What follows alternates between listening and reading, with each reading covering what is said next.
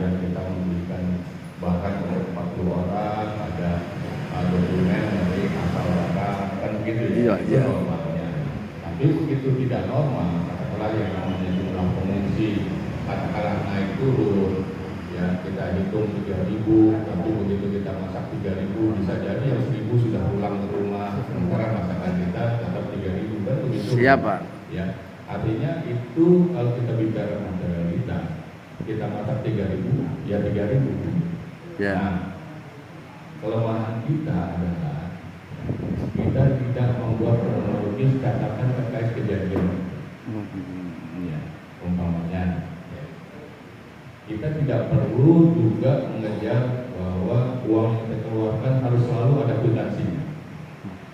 Ada namanya SPTJM, surat pernyataan tanggung jawab mutlak, yang kita sebagai orang yang memegang uang dan mengeluarkan uang berani menyatakan bahwa uang ini memang saya keluarkan sejumlah 1 juta untuk 10 orang, kita tanda tangan, ya. Dan itu diterima.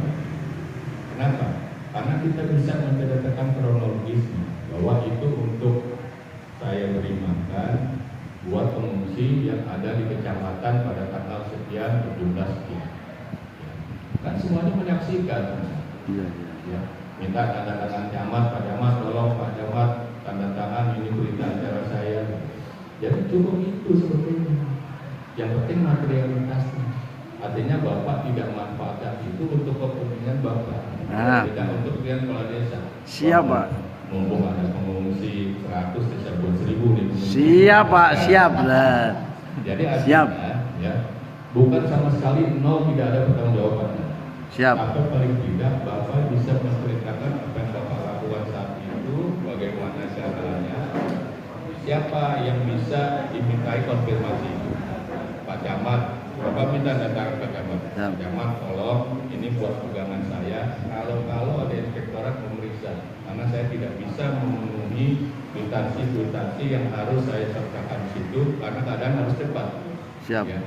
Saya harus beli Indomie ke sana, kan nggak mungkin tarik Indominya. Kalau mereka bisa kasih kwitansi boleh, kalau enggak yang penting kwitansi. Stempel Pak, yang penting stempel boleh. Nggak ada stempel Pak. Iya. Nah, nggak ada cap stempel, ya. Ya Bapak tinggal tulis di kwitansinya.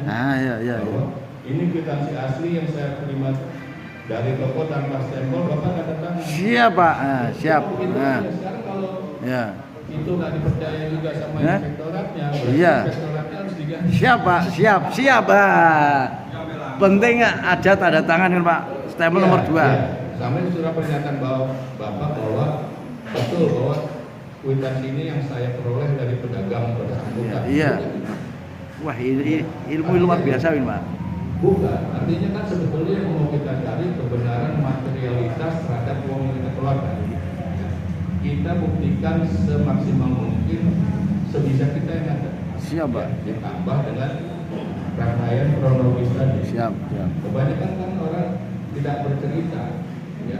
Tiba-tiba ada keluaran uang 10 juta, ini uang apa nih? Banjir Pak waktu itu.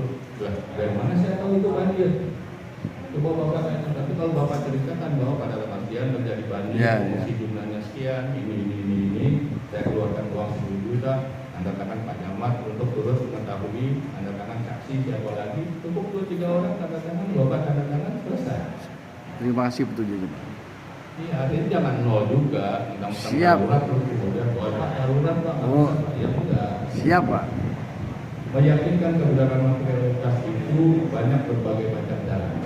Tidak hanya dengan mudah, dan para penegak hukum insya Allah paham masalah itu, karena ada kondisi-kondisi yang memang tidak bisa bertanggungjawab ideal yang kita tuntut.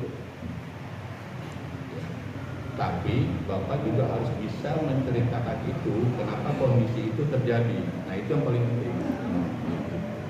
Siap. Terima kasih Pak. Oke.